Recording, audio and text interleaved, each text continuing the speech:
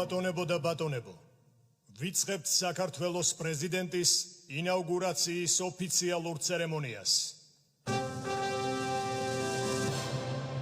საქართველოს სახელმწიფო დროშა და საქართველოს პრეზიდენტის შტანდარტი.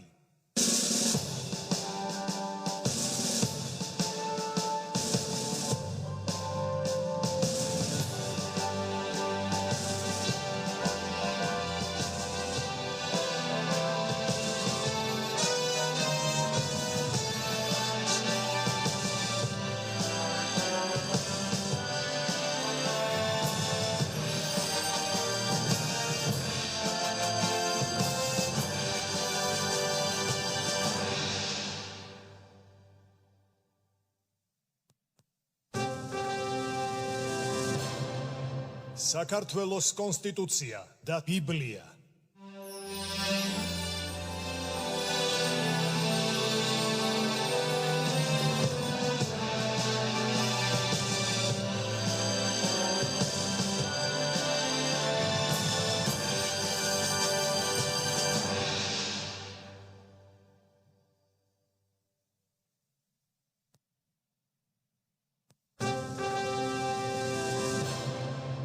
სიტყვა ეძლევა საქართველოს პარლამენტის თავმჯდომარეს ბატონ შალვა პაპუაშვილს.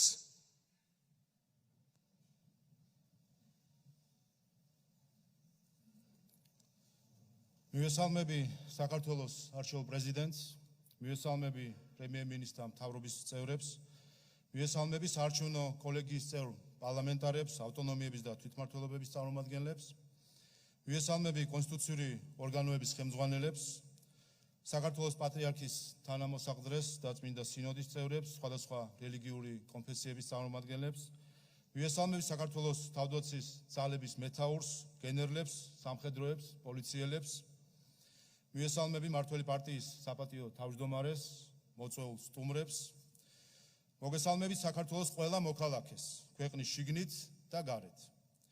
დღეს ისტორიული დღეა. ყველა საქართველოს პარლამენტში და მის სასახლეში, ამ ისტორიულ დარბაზის კედლებში, სადაც გამოცხადდა საქართველოს დამოუკიდებლობა და ხელი მოეწერა დამოუკიდებლობის დეკლარაციას, აქ, სადაც ფიცი დადო საქართველოს პირველმა პრეზიდენტმა 33 წლის თავზე, ჩვენ მართავთ საქართველოს მე-6 პრეზიდენტის ინაუგურაციის საზეიმო ცერემონიას. დღევანდელი ცერემონიით სრულად შედის ძალაში საქართველოს კონსტიტუციის ახალი რედაქცია და მყარდება საპარლამენტო რესპუბლიკა, რამაც კიდევ უფრო უნდა განამტკიცოს ხელისუფლების დანაწილების პრინციპი და გააძლიეროს ჩვენი ქვეყნის დემოკრატიული საფუძვლები. ორი კვირის წინ, 2024 წლის 14 დეკემბერს, აქ, ამ დარბაზში, ახალი კონსტიტუციური წესით გაიმართა საქართველოს პრეზიდენტის არჩევნები. 300 წევრისგან შემდგარმა საარჩევნო კოლეგიამ 224 ხმით საქართველოს პრეზიდენტად ბატონი მიხეილ ყავალაშვილი აირჩია. ქართული პოლიტიკის გამოცდილება გვიჩვენებს, რომ პრეზიდენტის სტატუსი დიდ პატივთან ერთად დიდი პასუხისმგებლობაცაა. იყო პრეზიდენტი ნიშნავს, იყო სახელმწიფოს მეთაური, მაგრამ არა სახელმწიფოს მმართველი. იყო სახელმწიფოებრიობისა და დამოუკიდებლობის სიმბოლო, მაგრამ არა პოლიტიკური აქტივისტი. იყო ქვეყნის და არა პირადი ამბიციების ერთგული. ეს ის ფაქიზის ზღვარია, რომლის დანახვაც ზოგიერთს გაუჭირდა და ადვილად გადალახა. მათ შორის ამაზე პასუხიც იყო 26 ოქტომბერს 1,120,000 ჩვენი თანამოქალაქის მიერ მტკიცედ და ხმამაღლა თავისი ურყევი ნების დაფიქსირება, რომელიც დღეიდან ზურგს გაუმაგრებს საქართველოს მე-6 პრეზიდენტს. სწორედ ამ მაღალი ნდობიდან გამომდინარე, საქართველოს ახალი პრეზიდენტის როლი იქნება მნიშვნელოვანი ეროვნული თანხმობის მიღწევაში, ქვეყანაში კონსტიტუციური წესრიგის გამტკიცებასა და საქართველოს სათანადო წარმოჩენაში მსოფლიოს ერთად წინაშე. ამ ისტორიულ დღეს გსურს ასევე საფუძველი ჩაუყაროთ პრეზიდენტის ინაუგურაციის ახალ ტრადიციას. ისევე როგორც ტრადიციულ საპარლამენტო რესპუბლიკებში, დღეიდან საქართველოს პრეზიდენტის ინაუგურაციის ცერემონია გაიმართება პარლამენტის სასახლეში.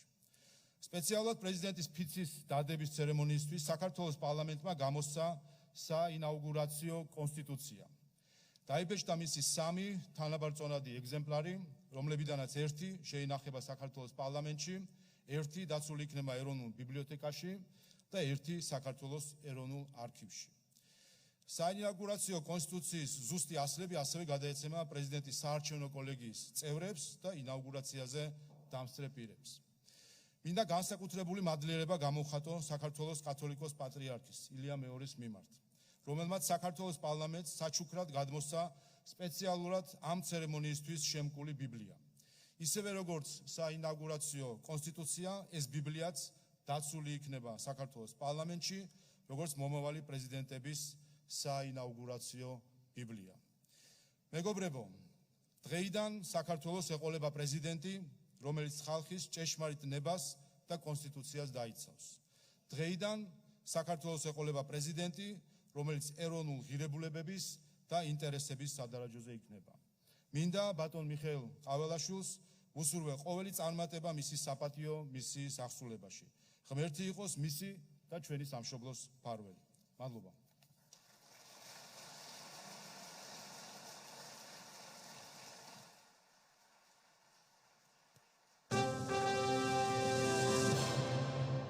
ქალბატონებო და ბატონებო, საქართველოს არჩეული პრეზიდენტი, ბატონი მიხეილ ყაველაშვილი.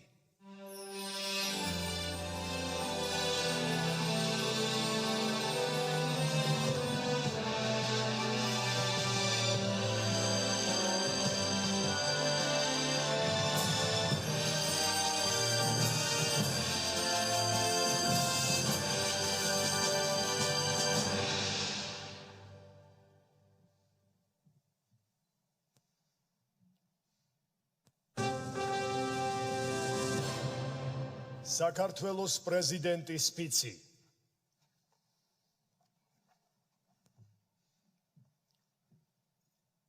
მე, საქართველოს პრეზიდენტი, ღვთისა და ერის წინაშე ვფიცავ, რომ დავიცავ საქართველოს კონსტიტუციას, ქვეყნის დამოუკიდებლობას, ერთიანობას და განუყოფლობას.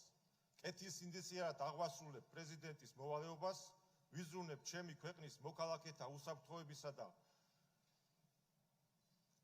კეთილდღეობისთვის, ჩემი ხალხის და მამულის აღორძინებისა და ძლევამოსილებისათვის.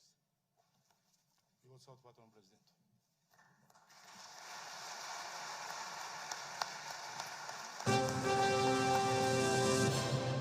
საქართველოს სახელმწიფო ჰიმნი.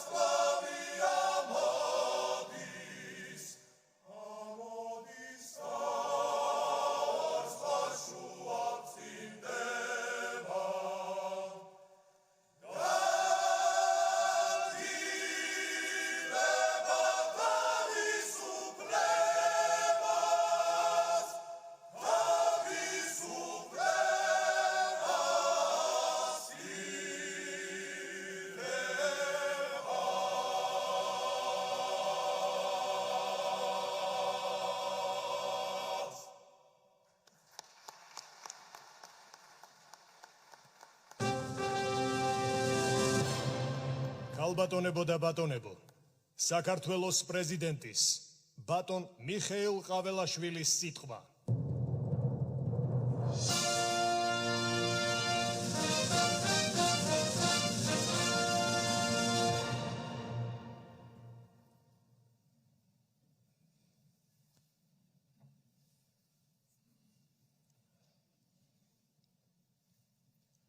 მოგესალმებით საქართველოს პრემიერ-მინისტრს, საქართველოს პარლამენტის თავმჯდომარეს, პარლამენტარებს, მინისტრებს, მმართველი პარტიის თავმჯდომარეს, კონსტიტუციური ორგანოების ხელმძღვანელებს, ავტონომიური რესპუბლიკებისა და ადგილობრივი თვითმმართველობის წარმომადგენლებს, საქართველოს მართლმადიდებლური ეკლესიის სინოდის წევრებს, სხვა კონფესიის წარმომადგენლებს, გენერლებს, სამხედროებს, პოლიციელებს.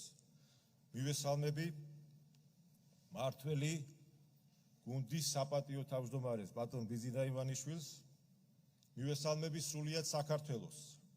მათ შორის განსაკუთრებული სიყვარულით და მონატრებით მივესალმები ჩვენს აფხაზ და ოს და-ძმებს და მივესალმები ჩვენი ქვეყნის საზღვრებს გარეთ ცხოვრებ თანამემამულეებს. პირველ რიგში მინდა მადლობით დავიწყო იმ დობისთვის, რომელიც მმართველმა გუნდმა ჩემი კანდიდატურის წარდგენის, ხოლო საარჩევნო ხმის მქონე დელეგატებმა საქართველოს პრეზიდენტად არჩევით გამომიცხადეს. საქართველომ საუკუნეების განმავლობაში მრავალი ქარტეხილი გამოიარა. ჩვენმა ჭირვარამ გამოვლენილმა ხალხმა კი საკუთარი სამშობლოსა და ღირსების დასაცავად ერთი შეხვედრით შეუძლებელი შეძლო. სოფლიოს უდიდეს იმპერიებთან, ბევრად მრავალრიცხოვან მტერთან 1000 წლეულების მანძილზე შეუპოვრად იბრძოლა, გადარჩა და შემოგვინახა ის ღირებულებები და ფასეულობები, რომელსაც ჩვენი ერი დაეფუძნა. ყველასთვის ცნობილია, რომ ჩვენ ერთ-ერთი გამორჩეული ისტორიული ერი ვართ, რომლის ჩამოყალიბებაც უძველეს დროში დაიწყო. ჩვენმა ხალხმა შექმნა ქვეყანა და რაც მთავარია, მარადიული იდეა, რომელსაც სამშობლო ჰქვია. სწორედ ამ იდეას უფრთხილდებოდა და იცავს მუდმივად ქართველი ერი.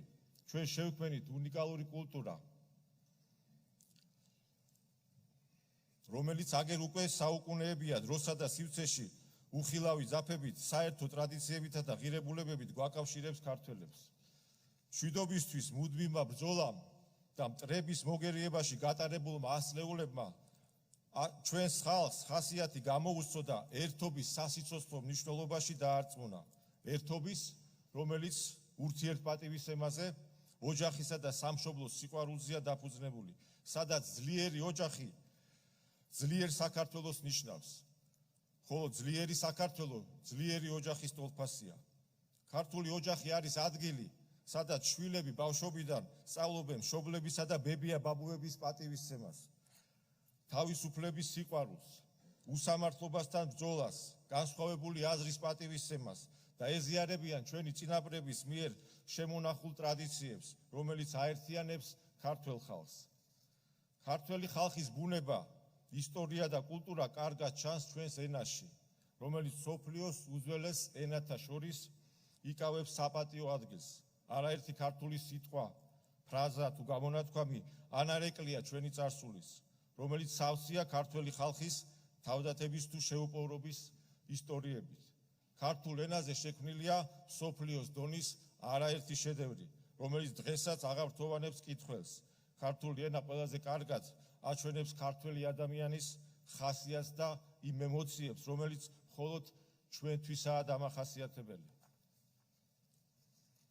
ჩვენი ისტორია მკაფიოდ გვიჩვენებს, რომ სამშობლოსა და ტრადიციების დასაცავად გადატანილი უამრავი ბრძოლის კვალდაკვალ ქართველი კაცისთვის ერთ-ერთი მთავარი მიზანი და ღირებულება იყო მშვიდობა.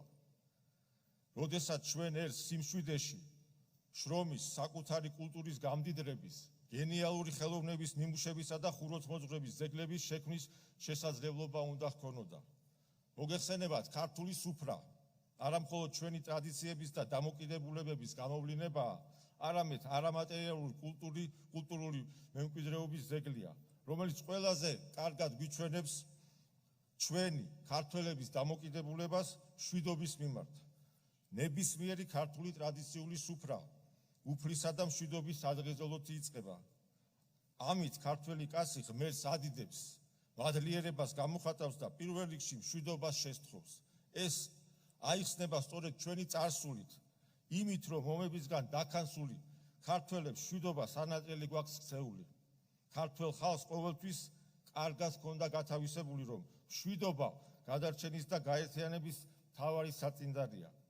კეთილდღეობის მიღწევა, უწყვეტი განვითარება, უსაფრთხო და ნათელი მომავლის უზრუნველყოფა, ბედნიერებისკენ სწრაფვა, მხოლოდ იმ პირობებშია შესაძლებელი, თუ კი არსებულ გამოწვევებს სიფრთხილით მოვეკიდებით. გავაანალიზებთ ჩვენს წინაშე არსებულ საფრთხეებს და გადაწყვეტილებებს არა ემოციებზე დარყნობით, არამედ გააზრების შედეგად მივიღებთ.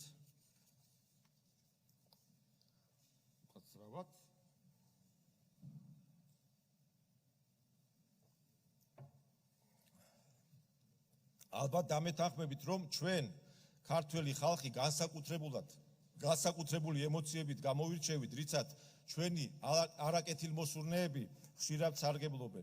სწორედ ამიტომ განსაკუთრებული სიფრთხილე და წინდახედულობა გვმართებს. წარსულში დაშვებული შეცდომების გაანალიზება უნდა იყოს თითოეული ჩვენი მომავალი გადაწყვეტილების საწინდარი. ჩვენ ხელმძღვანელობთ მხოლოდ და მხოლოდ ჩვენი ეროვნული ინტერესებიდან გამომდინარე. ბოლო წლების განმავლობაში რეგიონში და მსოფლიოში განვითარებული მოვლენების ფონზე ჩვენს ქვეყანას არაერთ გამოწვევასთან მოუწია გამკლავება, მათ შორის ისეთ საფრთხეებთან, რომელიც გამანადგურებელი შედეგის მომტანი შეიძლება ყოფილიყო ჩვენი ქვეყნისთვის. ჩვენ ეს მოვახერხეთ ქართველი ხალხის და სახელმწიფოს ერთადგომით. გადამწყვეტი როლი შეასრულა თავისუფლების მოყარე ქართველი ადამიანის ხასიათმა, რომელიც არ ეგუება ჩაგვრას, უსამართლობას, უპატივცემულობას და ამპარტავნულ დამოკიდებულებას, რომელიც მოითხოვს პატივისცემ ჩვენ ტრადიციებს, ღირებულებებს, ეროვნულ იდენტობას, ოჯახის სიწმინდეს, სარწმუნოებას და თანასწორად მოეპყრან ჩვენ სამშობლოს.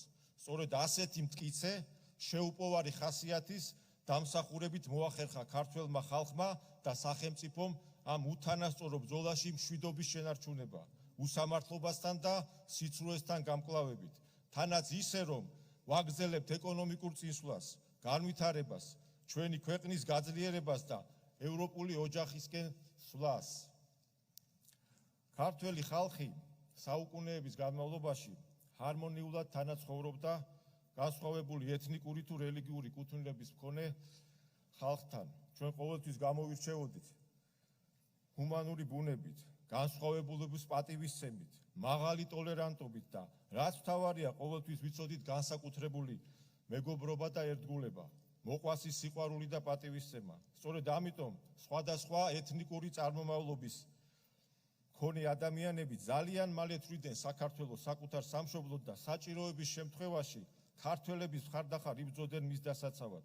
ისტორიას უხვადა აქვს შემორჩენილი მსგავსი გმირობის არაერთი ფაქტი.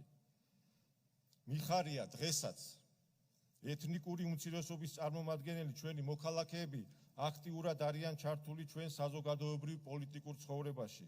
მინდა მადლიერება და განსაკუთრებული სიყვარული გამოვხატო მათ მიმართ.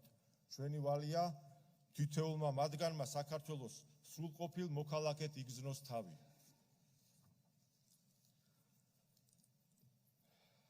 თითოეულ ჩვენგანს განსაკუთრებით გვტკივა ის ჭრილობა, რომელიც მავანთა მიერ თავსმოხვეულმა დაპირისპირებებმა მოგვაყენა და დაგვაშორა ჩვენ აფხაზ და ოს დაძმებს, ვისთან ერთადაც საუკუნეების განმავლობაში თანავცხოვრობდით, ერთად ვქმნიდით საქართველოს ისტორიას.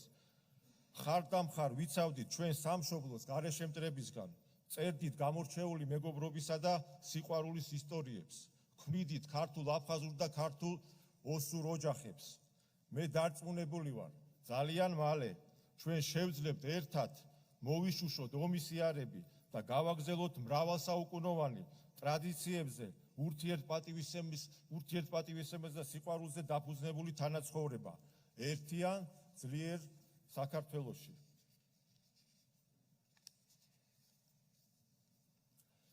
დღეს ჩვენი ქვეყანა დგას გარედან თავსმოხვეული საზოგადოების ხელოვნური პოლარიზაციის წინაშე. ჩემთვის საქართველოს თითოეული მოქალაქე ძვირფასია. მათი შეხედულებების თუ პოლიტიკური კუთვნილების მიუხედავად. მე ვაპირებ ვიყო ყველას პრეზიდენტი.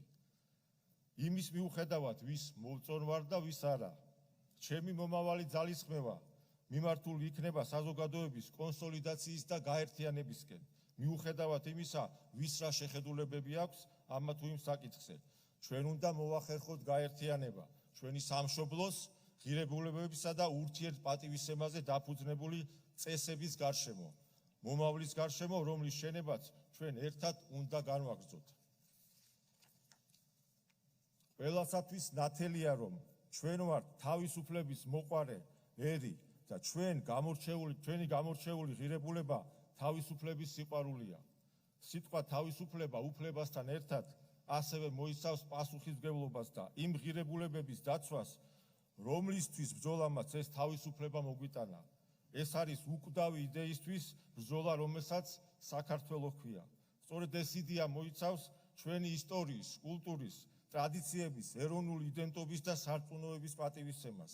ქართულ ენაში თავისუფალი სიტყვა სიტყვით ნიშნავს, რომ იყო საკუთარი თავის უფალი, არ იყო დამოკიდებული არავისზე და არაფერზე, საკუთარი სინდისის, ნამუსის, ადამიანობის და შინაგანი ხმის გარდა. თავისუფლება უპირველეს ყოვლისა სწორედ უფლის და ჭეშმარიტების ძიებას გულისხმობს საკუთარ თავში, ისევე როგორც სიკეთისკენ და სიყვარულისკენ სწრაფვას, რაც ჩვენ საზოგადოებას დღეს ასე ძალიან სჭირდება. თავისუფლება არ ნიშნავს ყველაფრის უფლებას. ყველას კარგად უნდა გვახსოვდეს, ჩვენი უფლებები მთავრდება იქ, სადაც სხვისი იწყება. თავისუფლება ასევე გულისხმობს კრიტიკულ აზროვნებას, კითხვების დასმას, დისკუსიას, რაც ნებისმიერ შემთხვევაში განსხვავებული პოზიციების დაახლოების უმთავრესი წინაპირობაა. სწორედ ჩვენ, საქართველოს თავისუფალმა მოქალაქეებმა, უპირველეს ყოვლისა, პატივი უნდა ვცეთ კონსტიტუციას, სახელმწიფო ინსტიტუტებს, კანონის უზენაესობას და იმ წესებს, რომელსაც ადგენს სახელმწიფო. სახელმწიფოებრიობის განცდა და შეგრძნება უპირველესია ძლიერი საზოგადოებისთვის და ძლიერი საზოგადოების და ქვეყნის შენების გზაზე. სწორედ სახელმწიფოებრიობა და ის ღირებულებები, რაზეც დგას ქართველი ერი, უნდა იყოს ჩვენი საზოგადოების გამაერთიანებელი.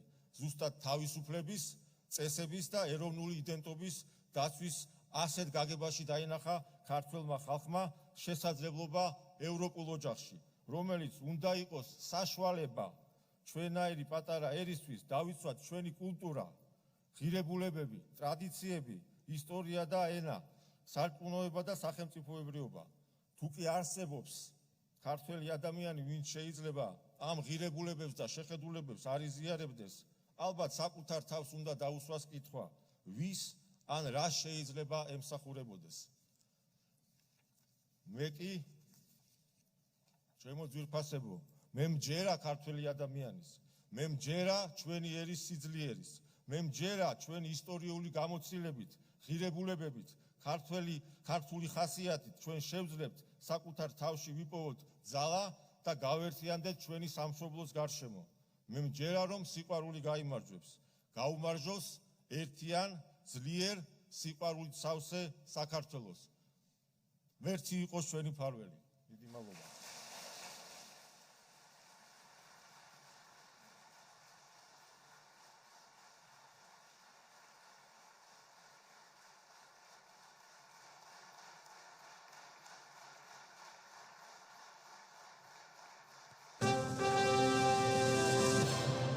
საქართველოს პრეზიდენტის ინაუგურაციის ცერემონია დასრულებულია.